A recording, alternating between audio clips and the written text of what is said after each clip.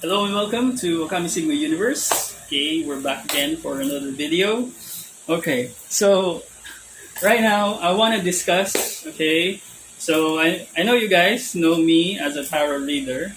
Okay, but for now I'm on a spiritual break wherein I'm getting some upgrades. So these upgrades from the divine are there's so much information. But I have to execute, all of the downloads that I'm getting from the universe. So in the meantime, they're asking me to do other things. But okay, what I realize is what I want to share is you know um the value of these divination tools. Okay, so most of us are educated in schools, etc., etc., and you know we don't we don't believe in stuff like this. And if you're religious, okay, so I was a Catholic before, and we were taught that these things are evil. These things are the work of the devil. Do not do this and that. Now that's a misconception. Okay, so that's just the church demonizing, uh, you know, demonizing the things that they might lose the patronizing or patronizing the church so that they won't lose their followers because social media was not big back then, so they had to resort into demonizing stuff in order to keep their followers. All right, all right. So now, okay, so the tarot, okay, is it's actually a book. Okay, it's a book. It's a book about the journey of the soul. Okay, so right now I have a tarot deck here, a very popular tarot deck. This is my first tarot deck, and I've been using this for a while. Okay, ever since. Now the tarot, this version of the tarot, I believe this was conceived by, well, as the label say, conceived by A.E. Waite. Okay, and this was painted by Pamela Coleman Smith. Now, the tarot. Okay, this is not a paid ad, by the way. So, and I'm okay. Now, the tarot is some sort of modern version of the original cards that were used for divination before. Um, Historically, if I can remember, historically the first tarot cards were used by gypsies or fortune tellers. Gypsies are actually, it's not a good term, but it's actually referring to Egyptians. Okay, so that's the traveling Egyptians. Okay, now it's related to Egypt because it contains a lot of hidden knowledge. Okay. Now, the occult is not evil. When we hear the occult, people like go crazy. No, that's the work of the devil and stuff like that. Um, you have to look at the occult for what it is, and its meaning is just secrets or the hidden. What is hidden? So the things that you cannot see. Actually, there are a lot of things that we cannot see because um, our vision can only perceive the rainbow spectrum, which is a very tiny dimension of the visual range. Okay, the rest of the visual frequency, the rest of the frequency we cannot see. So that's what the occult is. The things that we cannot see. Okay, so it's a study of the things that we cannot see. Just because we cannot see it doesn't mean it's not there. As of this moment, with scientific, technological, and scientific development, these things that we cannot see are already being proven and seen by instruments of science. So the bridge between science and the science and the occult, the mystic, are already merging. Okay, unless you're if you're not aware of it. Okay, that's why I'm telling you it's already merging, which is it makes me happy because uh, you know when I talk about these things, my friends, my family, my community, where I came from, when I talk about these things, they all view me as a crazy coot. But I forgive them because um, I have to understand that they are operating in a very limited dimension or limited conditioned knowledge. So you have to forgive them and understand them. Actually, it came to the point that they don't understand me because of my experience is very very different from them. To the point that they try to send me into a mental institution because uh, they don't understand silence, the power of silence, uh, how our body reacts to, let's say, if you're doing shadow work or meditation, because it requires solitude and silence. And uh, when you're tapped into divinity, there's a certain point wherein the body and the mental capacities, the body and the spirit have to recalibrate and work on the shadow self in order to release old unserving belief systems. That's why they try to do that to me. But some that's just the way it is. Our world. That's how our world operates. Wherein when people don't understand you, they try to label you and try to you know institutionalize you. Anyway, okay. Now, some people uh, who go through that experience, uh, some people fail, and they because they can't take the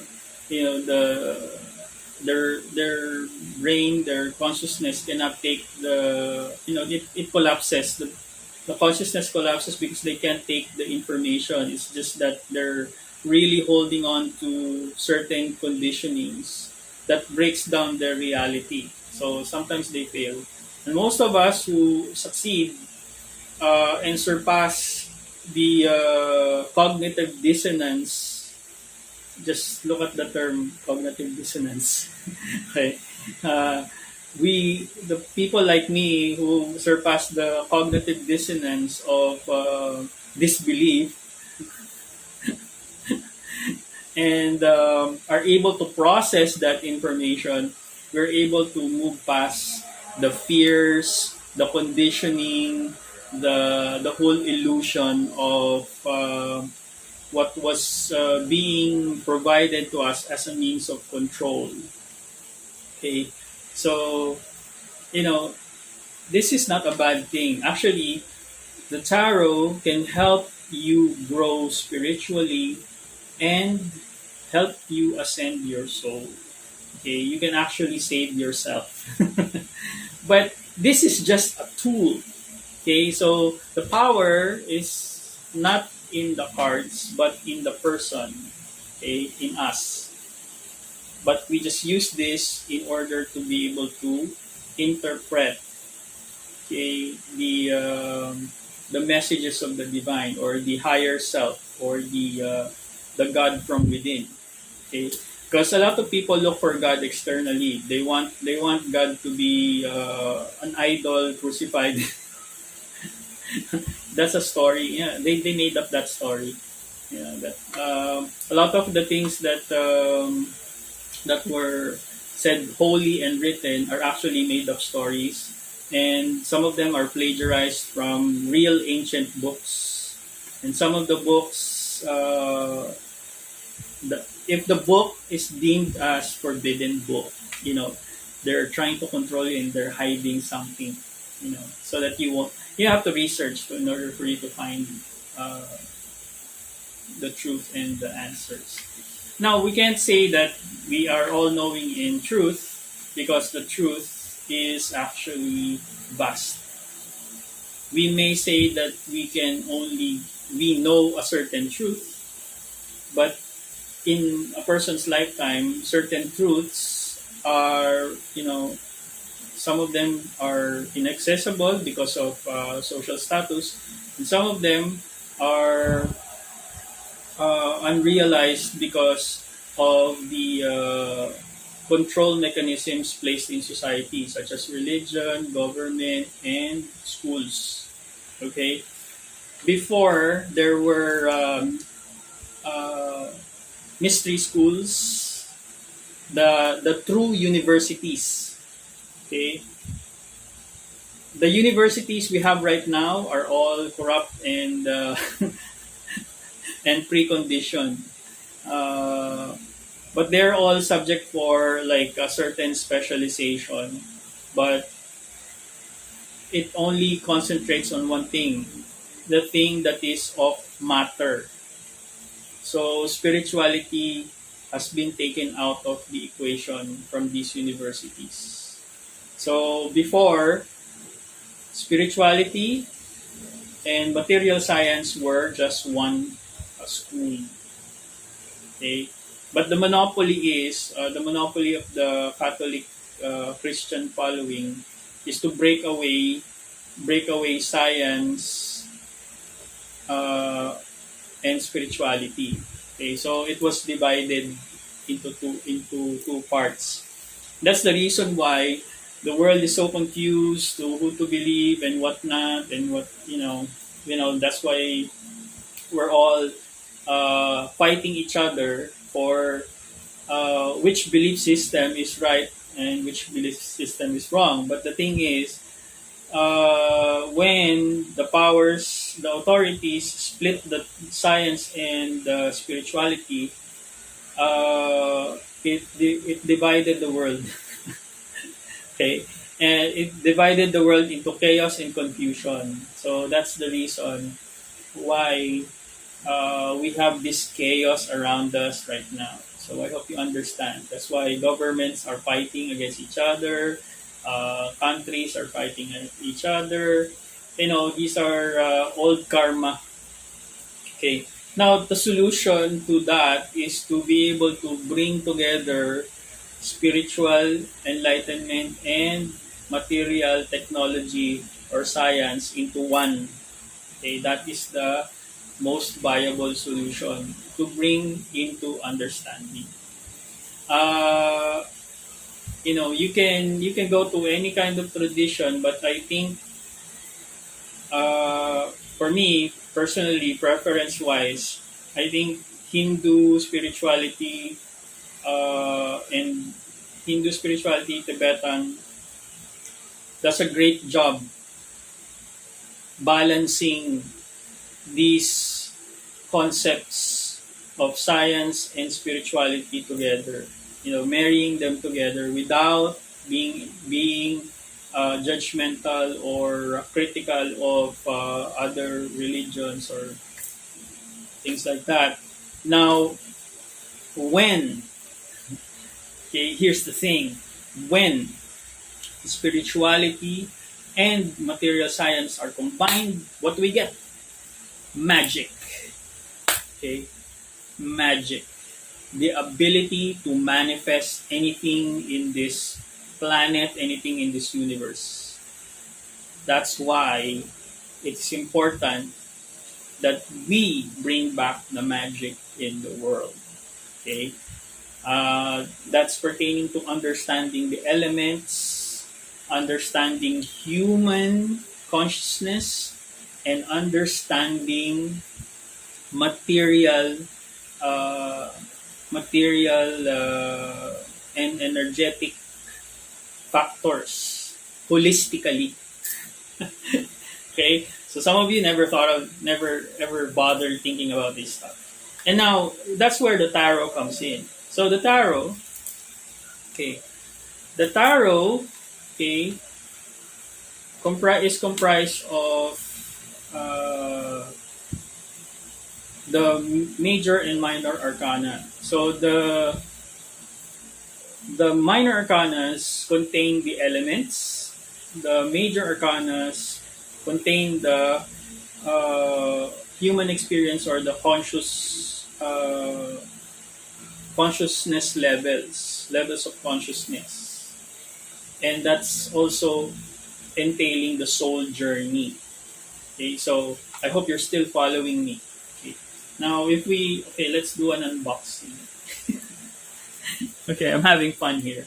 All right, so let's do an unboxing. Okay, so when you look at the tarot deck, so I believe whoever created this, it may be connected to the Golden Dawn. Okay, but we'll open it up. Okay, I think there's a connection with the Golden Dawn, which is a group of magicians. Okay, I don't know. Okay, let's check the cards. Okay, so when we open the deck, okay, it comes. Okay,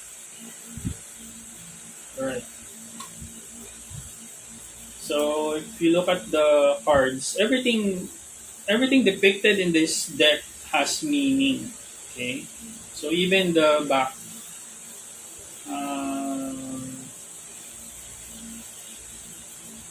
okay, from the design here, I think it has a Rosicrucian design. Anyway, so it comes with a small instruction booklet and a cover card. Now, as you can see, I can very much relate to the symbolism here. The snake, okay, the Ouroboros, okay, the snake that is eating its tail. Okay, this symbolizes creation. Okay, a cycle. Okay, cycle. The the snake being curled up into a circle, rolled up. Okay. Now, the snake symbolism, sometimes it's depicted as a dragon eating its tail. Okay. So there's a alchemical, alchemy. Okay, these are alchemic symbols. Now, the original Rider-Waite deck. Okay, so who commissioned this artwork? Conceived by A.E. Waite, painted by Pamela Coleman Smith. Well, surprisingly, they're printed in China. Okay, made in China.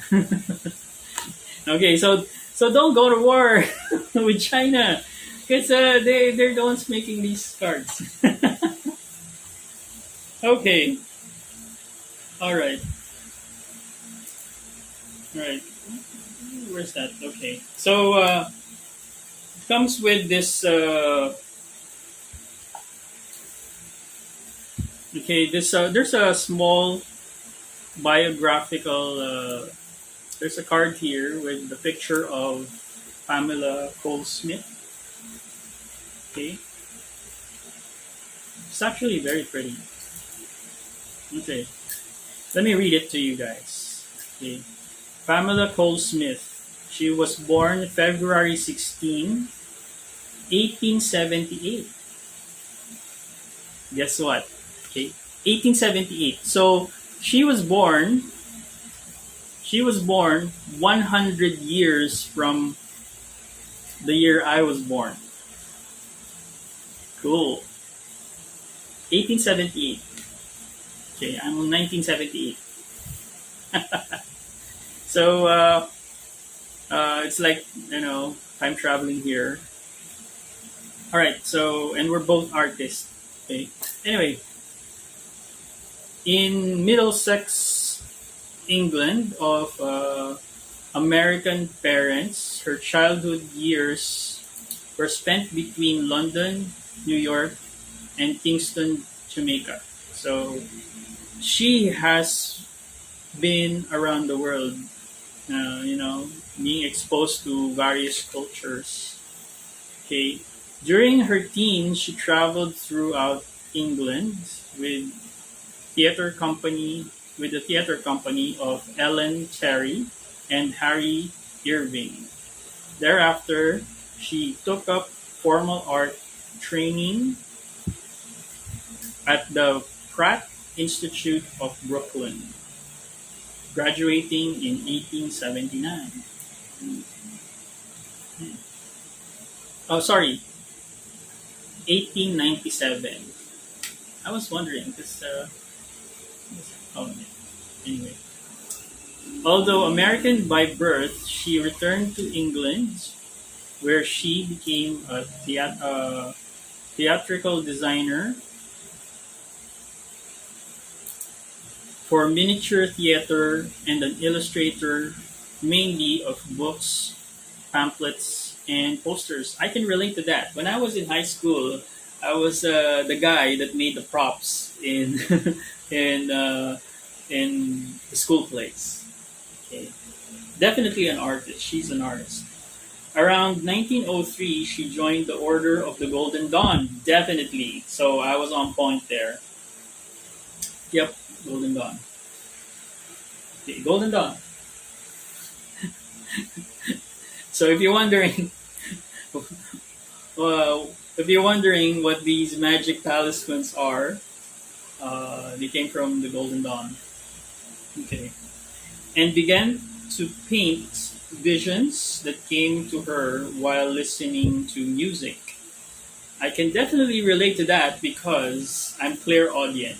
So when I listen to music or I watch music videos, um, my intuition kicks in and I receive certain messages from the divine. Uh, it can be messages from the past, messages from the present, and messages from the future.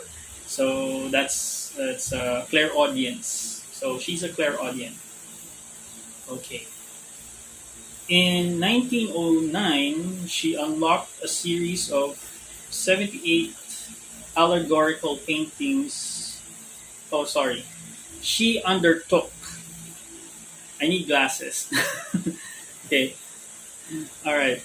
In 1909, she undertook a series of 78 allegorical paintings described by Arthur Edward White as a re- as a rectified tarot pack, including full scenes on every card. The design, published in the same year by William Ryder and Son, exemplified the mysticism, ritual imagination, fantasy, and deep emotions of the artist. Wow. Okay, so this describes the commissioned work. Okay.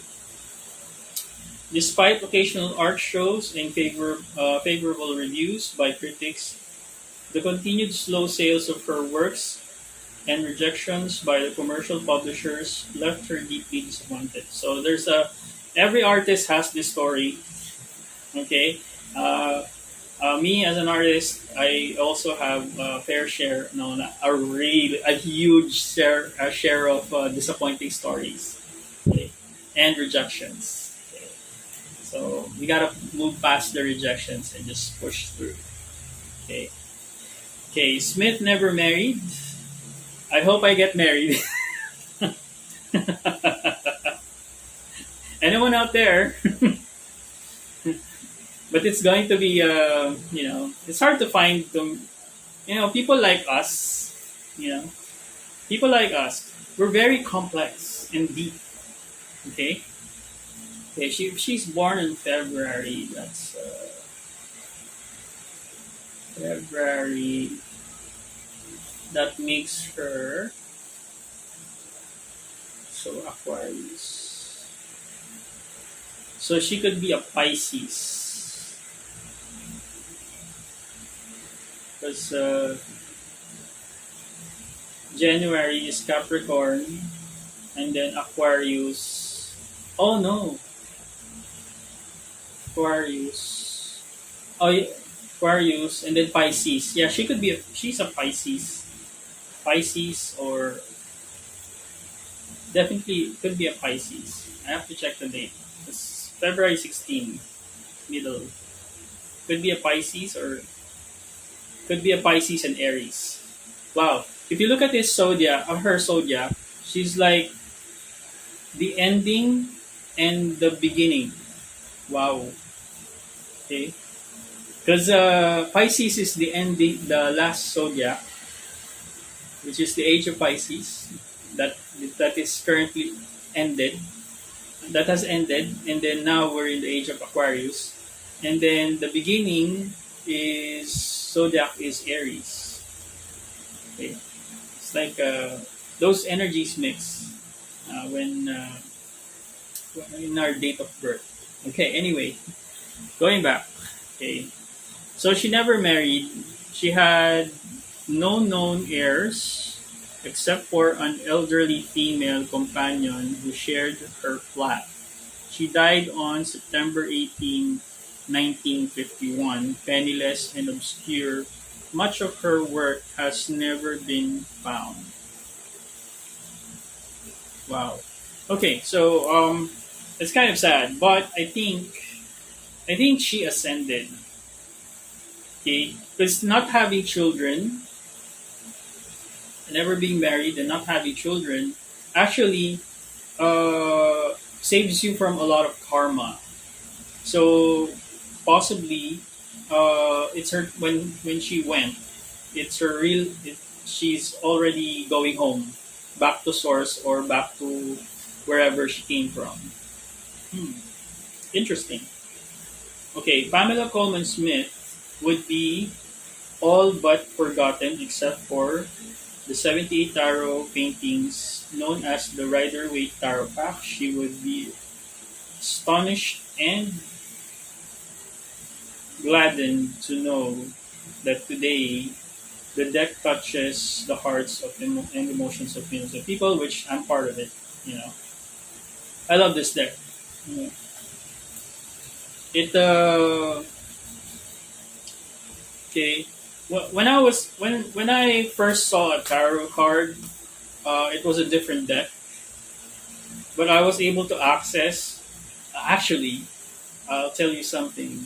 So that friend of mine who owned that tarot deck, I was able to access and tap and override his own deck. Okay, so let me tell you something about tarot decks. So us tarot readers, we pour in a lot of our intuition and energy, divine energy, or our essence into the deck in order to get the messages. And sometimes that particular energy, just connects us with the deck itself. And in my first time, I actually overrided the owner of the deck that I first encountered. Okay, but anyway, that's the thing. Okay, which well, during that time I was just focusing on meditation for martial arts. That's my main focus during that time. Uh, I know I was clairaudient, but I wasn't focusing on those parts of my being. Those gifts were not unlocked, fully unlocked yet. So anyway, then after martial arts, with hours and hours and hours of meditation, I finally came into that point wherein my intuition kicked in. I was able to connect to higher, uh, to my higher self, and into other dimensions of existence, to the point wherein I was called to do the tarot.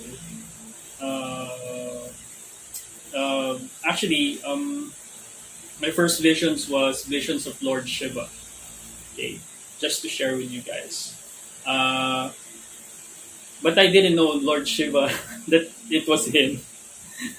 So the that particular energy is seeded in my subconscious mind in a manner could I would say that it could be a past life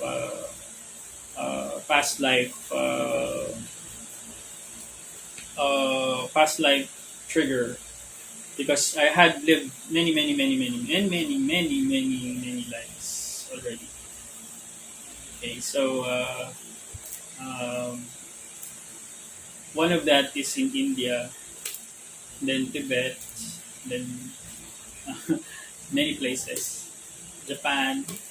That's why I'm not, I'm a big fan of the Japanese culture as well, but I never felt like I'm missing out on anything in Japan. Like I have to go there personally because I've been there. I lived there before. I died there. So anyway, that's why my swordsmanship skills are like automatic. You know, um, just to share with you guys. Looking back at the time when I was training and honing my skills, my samurai skills, uh, and this timeline. So the people around me, my co-students, were already studying about 7 years, 10 years. Uh, but they haven't mastered their craft. And it only took when I took the classes, it only took me about a year, 6 months to a year, to master the the lessons, until to the point that I've got nothing to learn, you know, and that's I have an unfair advantage because of that particular past life experience that I had. So sorry, guys. To my fellow students, sorry. That's an unfair advantage because I already lived that particular activity. It's just that it was me manifesting, connecting to that energy, um, just to some sort of reminiscing. Uh, but because it's part of my subconscious and my energetic ties. Okay, so that's one thing.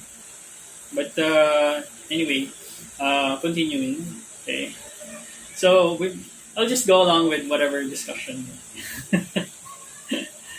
Okay, so when I went through and got these, got through reading tarot, I discovered more dimensions, and I burned a lot of karma, and really, really burned. Because possibly this is my last time on Earth. Okay, so let me go back to my home planet. Okay. Anyway, no, there's no S here. All right. Anyway, so these cards are very. Oh, bottom of the deck is wands. Okay, so this means, okay, a very unique and creative person. This also means good news. Okay. All right.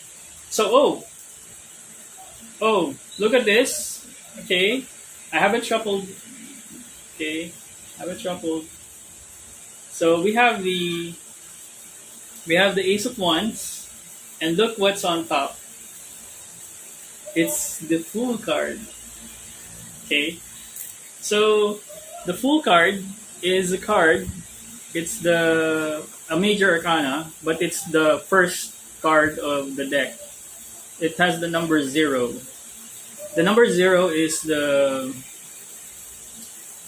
number 0 in numerology. It means spirit. Okay, so this card represents new beginnings. Okay, all right. So it's funny, you know, it's funny. At the bottom of the deck, I'm discussing my creative endeavors, and this is also an artist. Okay, an artist. See how the image depicts a very unique individual. Okay, this means creative endeavors and good news. Okay, I might receive good news anyway. So,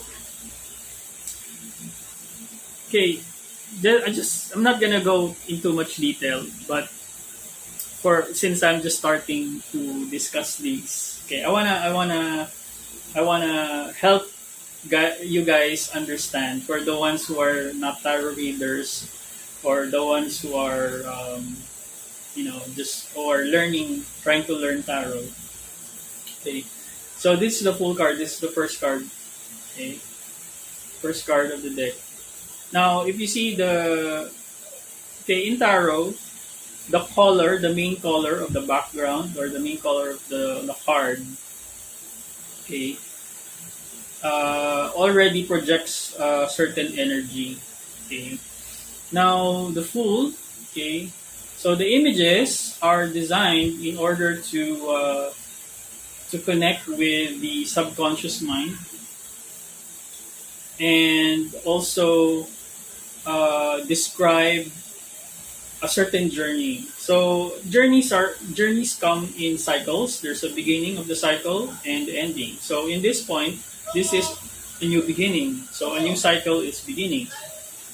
So maybe it means there's a new cycle for me, which is true. Anyway, now if you see the Fool,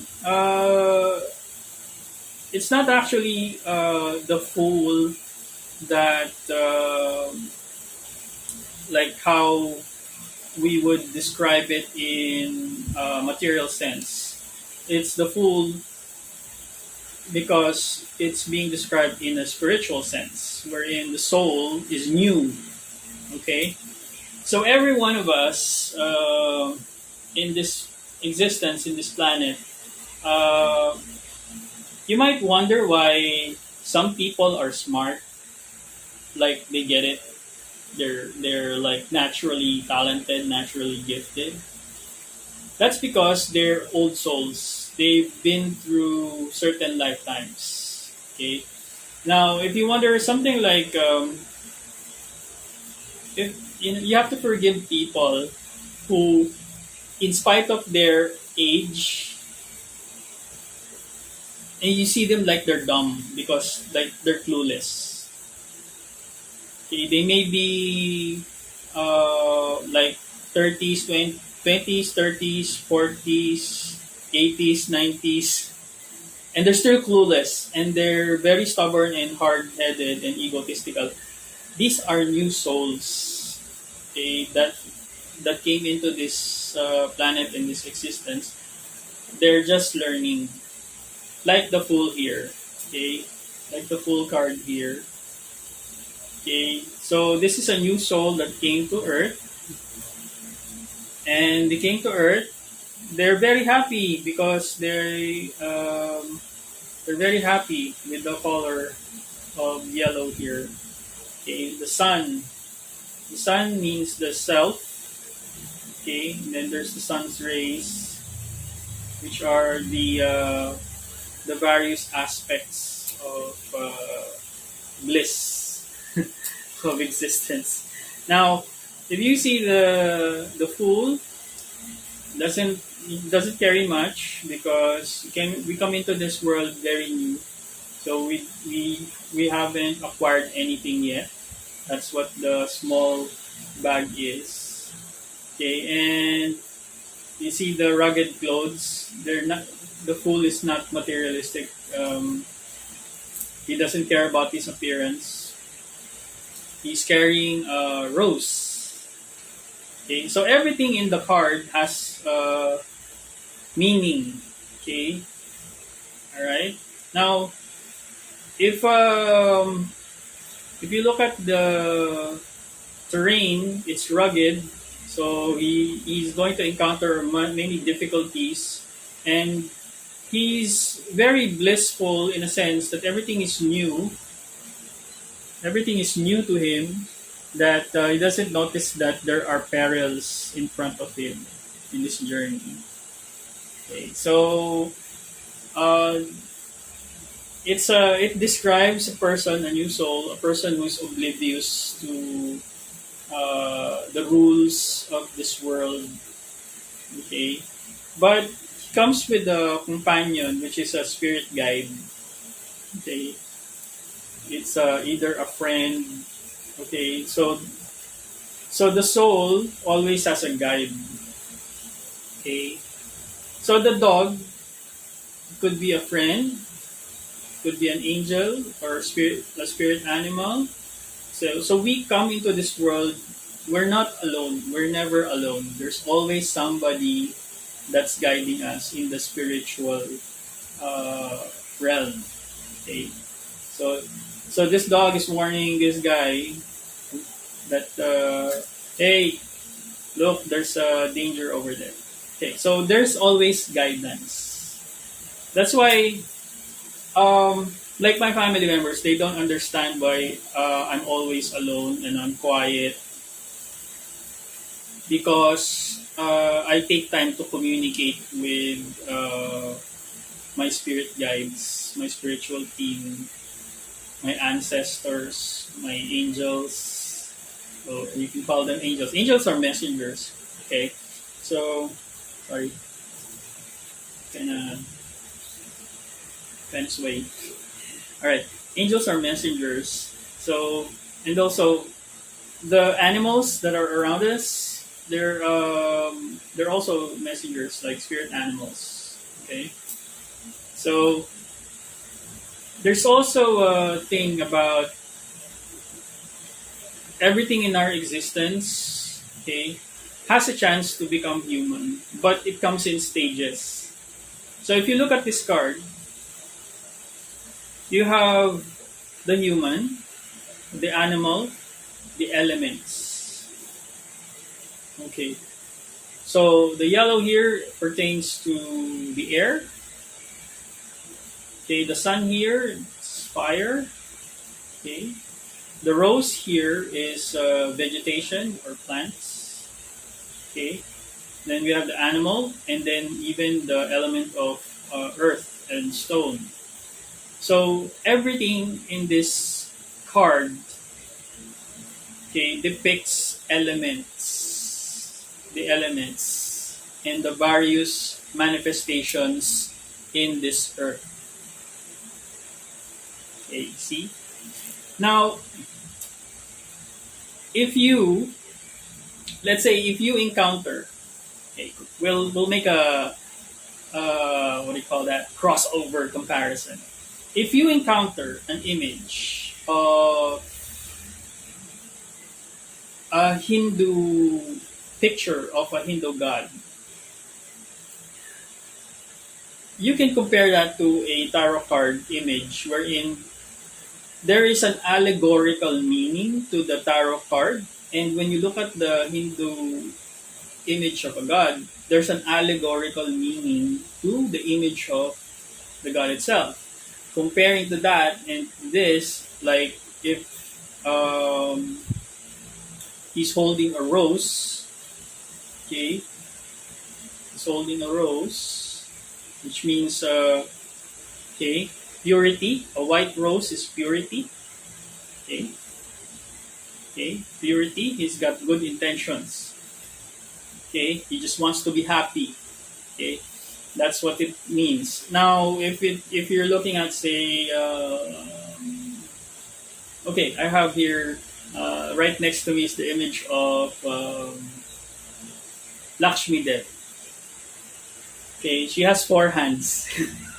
Okay, it means that he can do things that are not that are beyond the capabilities of a normal human being. Okay, and two of her hands are holding coin jar, pouring out coins, which is blessings of wealth. And then her image has the two hands holding two lotus flowers, which is the symbol of enlightenment and wisdom. Okay, so those are those. When you look at these images, there's a certain meaning and a story that it's trying to portray, and it's projecting to the one viewing the image. Okay, so that's how tarot cards as a divination tool helps tarot card readers like me interpret, okay, the image, okay, and access hidden information that uh, is coming from the divine or the spirit realm. Okay, all right, all right. So I'm gonna leave it at that for now. For now, I hope you enjoyed this learning session. Okay, so it's a discovery. For those who are new, it's a chance new to tarot or spirituality. It's a chance to be able to uh, get to know, okay, this divination tool. It's just one of the many divination tools. Okay, it's just one. Okay, actually, there are many objects that an intuitive can use to be able to read the future, read the present, and also read the past. Many. I mean, come on. Some people can read through, you know, coffee mug stains. Okay, and some people can look into a glass. Okay, some people can just look at a crystal and try to be able to tap into that energy. Some would use sticks. Some would use bones. It's not. They're just tools. There's nothing demonic about it or anything bad about it. They're just tools. Okay, they're just tools. The real power is within the person. What's inside? What's inside here, and what's inside here. The mind, body, heart, cohesion, the whole connection, the whole being, the spirit of the person who is using these tools. That's where the magic comes from. Okay, where we are mediums, wherein we tap in from the divine, okay, from the divine dimensions, okay, and we get these messages. That's how it works. Okay, now, all right. So, in the for some reason, some of the there's various medias that, or means in order to get information, divination. It's more like you can access information to a computer, or you can access through a smartphone, or you can access to a smartwatch, or you can access with a book. That's just various media of storing and gathering information. Now, where do we get this information? We tap into the Akashic records. We tap into the timelines. We tap into the cycles. We tap into uh, deities and some good Okay, there are some spirits that are good, and there are some spirits that are malevolent. So we have to be careful. Okay, and make sure. That's why you see a lot of tarot readers use incense, smudge with sage, and they smoke. If you're afraid of that, you shouldn't, because that's the reason why they use those things, because they keep the energy clean in the sacred space and ward off any kind of malicious entities or spirits. That's the reason why. So I'm just trying to educate you guys if you're new to these kinds of concepts. So it's uh, having a sacred space, a clean space wherein all that is good is channeled while reading uh, with clarity. That's how it works. So this is to enlighten everyone about the tarot cards, the tarot deck, as an introduction. Okay, so I'll try to share some more. This is kind of fun for me to share it. Um, if you're wondering if I ever took classes, no, no, I didn't. These are latent abilities. You know, these are latent abilities. Uh, in spirituality, there's no such thing as certification. Why? It's the connection towards the divine that is very, very crucial and very important. Your connection to your higher self, your connection to your ancestors, your connection to the divine energies, divine masculine, divine feminine. Uh, if you're connecting to a certain deity or a certain energy of where planets or anything like that, that's the most important part. It has nothing to do with certain. It's okay if you want to be certified or that you study here and there. It's okay, but it's not. It's not a prerequisite. What's important is you're able to acquire the message and give it to the person that needs to hear it, so that it can help the person grow as a person and solve problems. You know? So your spiritual development comes into putting it into practical use, good practical use, that it can affect, it can have a positive effect in this earth, okay, in this reality, okay. So that's one benefit that you get from learning the tarot. So I hope this introduction inspires you to study and discover yourself. Okay, it's discovering yourself. Remember, the tarot is all about the soul journey. Okay, the soul journey. It's a guidebook. It's a tool to assist us. Okay. Now, the images might be kind of weird to some people, or very intimidating, or very daunting, or very frightening, but aren't all the images that we see in reality have the same qualities? Because that is the human experience. Okay? So, these are the things that we need to consider when, if we want to learn and grow in spirituality, and also utilize divine tools, divinity tools. If you're just curious, at the very least, I'm able to give you some perspective of how it works. Okay? So, the important thing is when you're given the guidance, okay, you study it and see how it will help you get through your challenges and make your life better. That's it. That's the whole thing.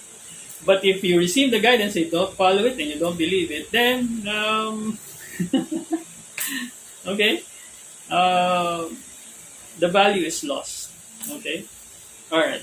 Anyway, so I'm gonna leave it at that. Okay, so if you enjoyed this session of ours, this sharing, okay, feel free to like, share, and subscribe. Click the plus button, the heart button, okay, and also check us out on our socials and our online stores. All right, okay, all right. So I'll see you, okay, and we'll try to, uh, tackle each card in the deck, and also, okay, maybe in our next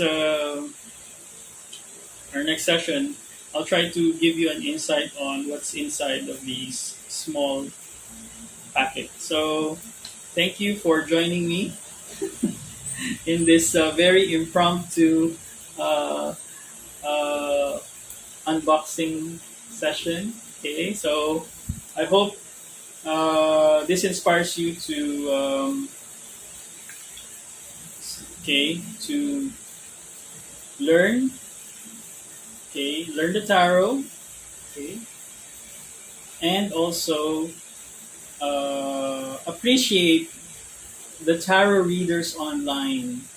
So you don't disrespect uh, the earth angels that were sent here to do the divine work, to guide people.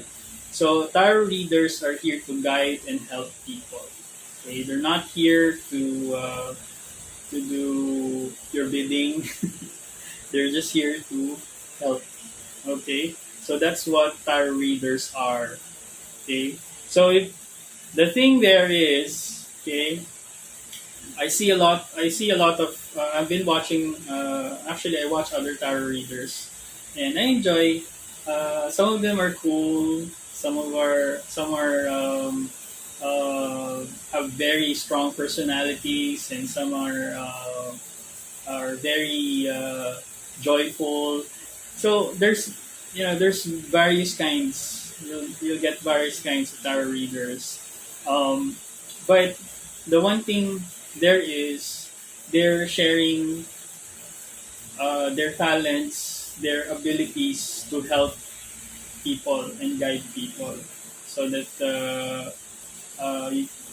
people can solve their overcome their challenges and solve their problems. Okay. Um, Hopefully, in the tarot community, people you know would just be in harmony. Okay, because there's no competition in tarot reading. Why? The important thing is, did you get the message? That's the only important thing, is for you to receive the message and to do something about it. Okay? Alright. So I'm gonna leave it at that. Thank you for watching ôKAMI Sigma Universe.